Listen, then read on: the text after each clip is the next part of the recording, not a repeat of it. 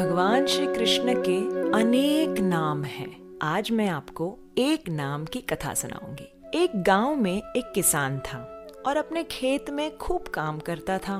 उस खेत में एक दिन ब्राह्मण देवता पधारे और ब्राह्मण को देखकर एक किसान ने उनकी बहुत सेवा की। उन्हें भोजन पानी इत्यादि कराया, उन्हें आराम करने की स्थान दी और जाते वक्त ब्राह्मण से ये किसान ने पूछा, हे ब्राह्मण जी, क्या आप मुझे कोई मंत्र सिखा सकते हैं? तो ब्राह्मण ने कहा जी, और एक बहुत ही लंबा चौड़ा संस्कृत मंत्र सुनाया।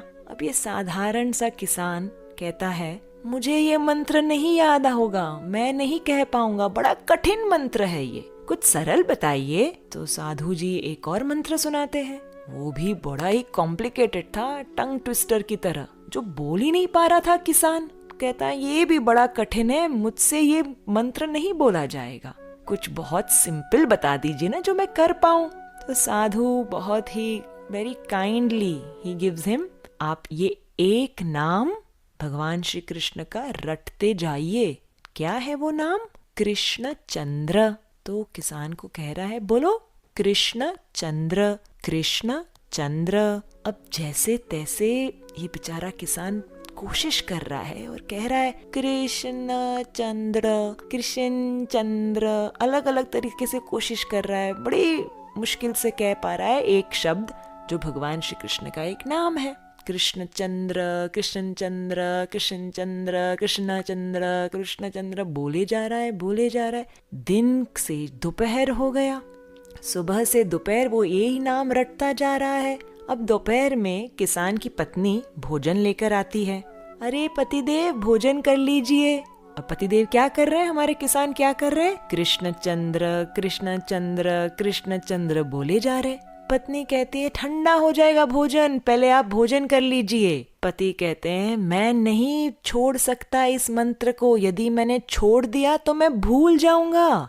तो पत्नी कहती है okay, I have an idea, आप भोजन पा लीजिए और मंत्र मुझे बता दीजिए, क्या जप रहे हैं आप? मैं जपती रहूंगी, फिर आपका जब भोजन समाप्त हो जाएगा मैं आपको बता दूंगी क्या कहना है। तो किसान अपनी पत्नी को कहता है ठीक है, बोलते रहो कृष्ण चंद्र, कृष्ण चंद्र, कृष्ण चंद्र। पत्नी ने भी हाँ हाँ हाँ ठीक है, मैं बोलती रहूंगी। और वो कहने लगी कृष्ण चंद्र, कृष्ण चंद्र। धीरे धीरे यहाँ चलती गई, वहाँ चलती गई। अरे सखी से बात करने लगी, वहाँ उस ग्वाले से बात करने लगी, अरे बीच बीच में मंत्र भी बोल रही थी। किसान अपना भोजन पा रहा है। जैसे ही भोजन समाप्त हो गया, अपने पत्नी से कहता है चलो मुझे बताओ वो क्या शब्द था जो मुझे जप करना है। तो वो कहती है अरे वो शब्द क्या था, हाँ हाँ हाँ हाँ, फिसल चंद्र, फिसल चंद्र। तो किसान साधारण स्वभाव का, अब वो कहने लग रहा है फिसल चंद्र, फिसल चंद्र, फिसल चंद्र, फिसल चंद्र, फिसल चंद्र। ये सुन के वैकुंठ में बैठे भगवान श्री नारायण को हंसी आ गई। अपने लक्ष्मी देवी को कहते हैं अरे ये तो मेरा भक्त मुझे इतने प्रेम से पुकार रहा है, मैं उसे जाकर वैकुंठ ले आता हूँ। लक्ष्मी जी कहते हैं प्रभु रुकिए रुकिए, आपको सुनाई दे रहा है बराबर वो क्या कह रहा है? वो कह रहा है फिसल चंद्र, फिसल चंद्र। वो आपको नहीं पुकार रहा है, आपका नाम तो कृष्ण चंद्र, कृष्ण चंद्र है। तो भगवान लक्ष्मी जी से कहते हैं अरे ये भी मेरा एक नाम है, तुम्हें पता नहीं? लक्ष्मी जी कहते हैं नहीं। तो भगवान नारायण कहते हैं जब मैं गोकुल में था ना, छोटा सा कन्हैया कृष्णा, तब यशोदा मैया मुझे बहुत सुंदर तैयार करती थी, आभूषण पहनाती थी, सुंदर सुंदर नए वस्त्र पहनाती थी और मुझे भेजती थी ग्वालों के साथ, गैयों के साथ। और मैं दिन भर कभी गोबर में फिसल जाता, कभी यमुना के पानी में फिसल जाता और फिर कभी तो मैं गोपियों के घर के माखन में ही फिसल जाता। दिन भर यहाँ वहाँ फिसल फिसल के जब मैं शाम को घर आता, यशोदा मैया मुझे कहती आओ मेरे फिसल चंद्र, आओ मेरे फिसल चंद्र, दिन भर कहाँ कहाँ से फिसलते हुए आ रहे हो,